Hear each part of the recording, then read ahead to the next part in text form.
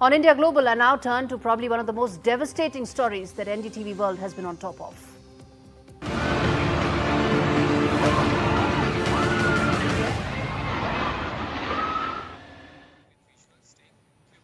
Roughly 4 days since a massive earthquake shook Myanmar and Thailand, the region is still reeling from the impact.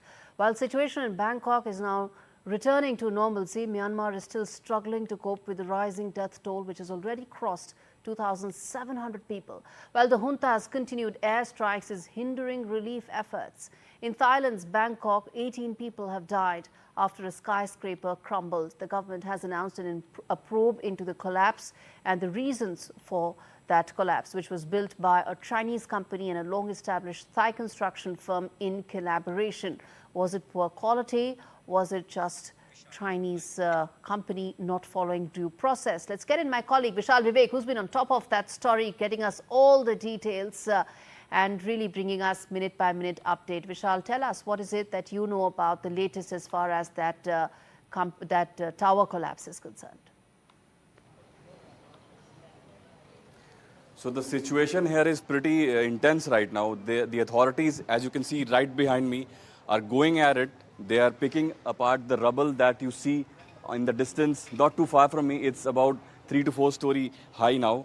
The rubble was at least 4 story high yesterday. They have reduced the size of the rubble, overall rubble, and in the last few hours, they have sped up the whole process. That indicates that they are not really looking for live people inside. They have not told that on record, but off the record, many personnel have been telling me in the last 2 days that they don't see anyone surviving this catastrophe that it is.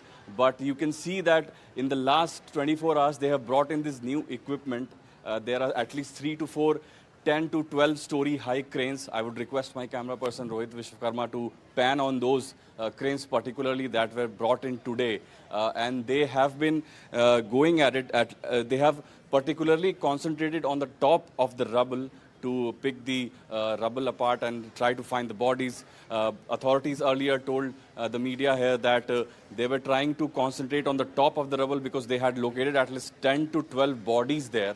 But so far, they have not been able to extract most of those bodies because they are not able to get to them. It's almost impossible to get to them because it's too risky for the rescue workers to go inside that rubble. They tried that yesterday, but that didn't work out. And it's very, this whole zone is quite risky. They've used sniffer dogs. They've used drones used by the US Army. They've used Israeli technology. They have the tech at their disposal. They have the personnel at their disposal, but it's really difficult for them because an event of this magnitude, it's really hard to control. And Gauri, that is what is happening. And as far as the Chinese angle is concerned, that probe is also going on. There are 2 different probes going on at the moment. 2 different high-level committees have been made. And just a few moments ago, those 4 nationals who were caught stealing some documents yesterday, 2 days ago actually, they have been given a suspended sentence. That actually means they have been given scot-free, and they have just to pay about 3,000 bahts for their freedom. So that angle will have to be explored as to did they not do something to be charged for a crime with. So that will have to be explored.